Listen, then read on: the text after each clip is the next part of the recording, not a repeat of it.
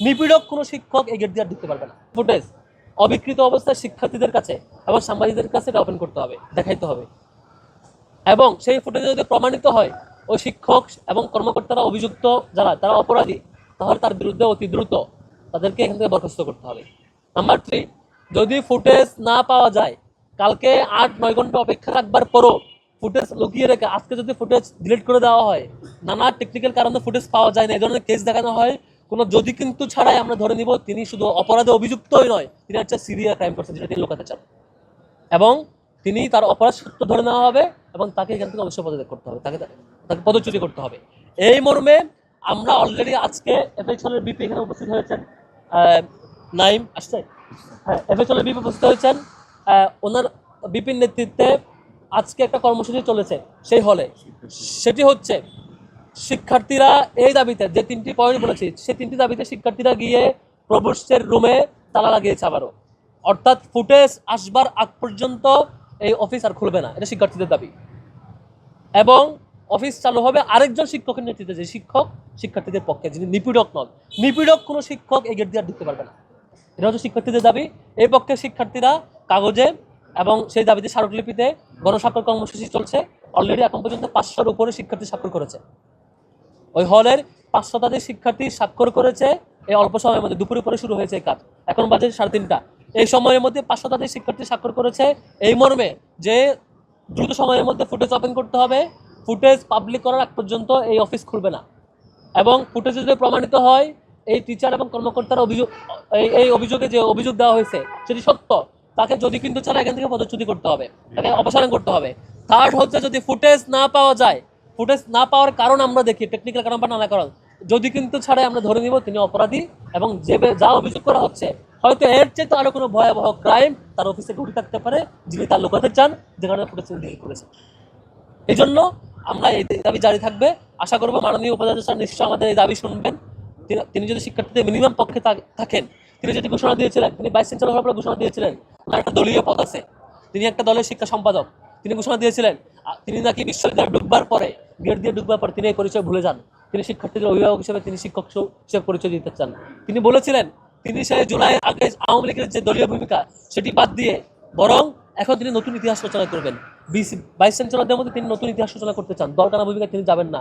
আজকে ওনার বক্তব্যের আমরা প্রমাণ দেখতে চাই, তিনি কি সেই নিপীড়ক শিক্ষকের পক্ষে থাকেন, তিনি কি ছাত্র দলের সে হামলার পক্ষে থাকবেন, নাকি সরাসরি শিক্ষার্থীর পক্ষে থেকে ফুটেজ অবমুক্ত করে সবার কাছে ওপেন করে দিয়ে সত্যিকারের ঘটনা উন্মুক্ত করবেন, এবং সরাসরি যে দাবি অপরাধীর শাস্তি, আমরা এখানে কোনো ইনভ্যালিড কোনো দাবি করি নাই, আমরা বলছি অপরাধ প্রমাণিত হলে শাস্তি দেবেন এবং আগে ফুটেজ ওপেন করবেন। আমরা খুবই ভ্যালিড দাবি নিয়ে অবস্থান করেছি, এখন সেই ভ্যালিড দাবিতেই আছি।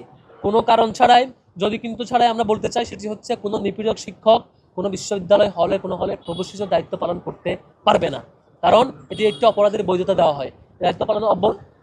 এই দায়িত্ব পালন রেগুলার থাকলে আমরা খুব দ্রুত হয়তো দেখবো আর কোনো এক মারুফকে হল থেকে উঠাই নিয়ে গিয়ে সাবাতানে মামলা দেওয়া হয়, জঙ্গি মামলা, নেতৃত্ব দেবেন প্রভোস্ট। আবার হয়তো আমরা দেখবো কোনো এক রাকিবকে মসজিদ হল থেকে টর্চার করে রক্তাক্ত অবস্থায় সাবাত থানা গিয়ে মামলা দেওয়া হবে এবং তাকে জঙ্গি মামলা দেওয়া হবে, অস্ত্র মামলা দেওয়া হবে তার বিরুদ্ধে, যিনি ভিকটিম নিজে। আমরা সেই জিনিসটা আমরা এটার অবসান চাই। ফাইনালি লাস্ট ওয়ান, আপনারা দেখেছেন কালকে ছাত্রদল হামলা করেছে আমাদের নির্বাচিত প্রতিনিধির উপর। জিএস এখনো সেই হামলায় আক্রান্ত হয়ে এখনো পর্যন্ত হসপিটালের অবস্থায় আছে।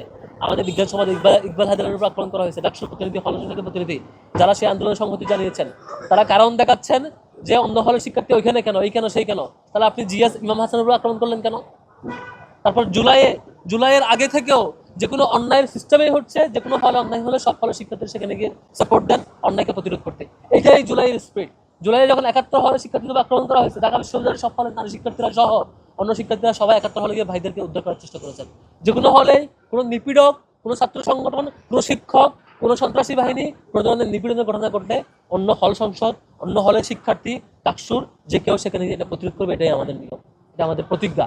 সেখানে আপনি নাটক করে হামলা করবেন আর সেটা বৈধতার নাটক করবেন। কালকে দেখলাম খুব লো ইগোর নাটক করতেছে, আমি বুঝলাম না, এরা মানে ঢাকা বিশ্ববিদ্যালয়ের ছাত্র দলের নেতাকর্মী, ইউনিভার্সিটির শিক্ষার্থী, তারা মানে লো আইকিউ একেবারে, তারা নাটক করছে জুতা নিয়ে। 21 হলের জিএসকে নিয়ে কথা বলছে যে জুতা একটা নাটক সাজাইছে, সারা রাত কাহিনী করে কিছু পারে নাই, তারপর একেবারে লো বাজেটের একটা কর্মসূচি তারা নিয়ে নামলো, এক বস্তা জুতা নিয়ে, তোমার জুতা নিয়ে আসছে কেন, এই ধরনের নাটক তারা নিজেরাই নিয়ে এসে।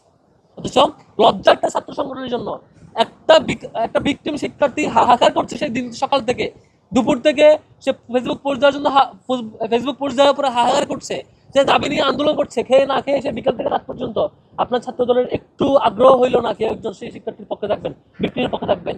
আমরা এটুকু বুঝতে পেরেছি, ছাত্র দল ডাকসু নির্বাচনে শিক্ষার্থীদের কাছ থেকে যুজন যুজন দূরে চলে গিয়েছিল। তারা তাদের কর্মসূচি, তাদের চিন্তা শিক্ষার্থীদের কাছে বিচ্ছিন্ন। এটা হল সংসদ এবং ছাত্র সংসদ কেন্দ্রীয় সংসদের নির্বাচন আমরা দেখেছি। তারা আবারও এখন প্রমাণ দিচ্ছে তারা আসলে শিক্ষার্থীদের প্রতিনিধি না, তারা দলদাস বাহিনী। আজকের এই ঘটনার মধ্যে দিয়ে তারা আবারও প্রমাণ দিয়েছে তারা শিক্ষার্থীদের কোনো ক্রাইসিসের সামনে আসবে না। বাংলাদেশের সকল শিক্ষার্থীরা জেনে রাখেন, আজকের এফএক্স হলে যা ঘটেছে কালকে, এটার সিকোয়েন্স সামনে এটাই হবে। আপনাদের কোনো বিপদে, আপনাদের কোনো নিপীড়নের ঘটনায় ছাত্রদল আপনাদের পক্ষে আসবে না।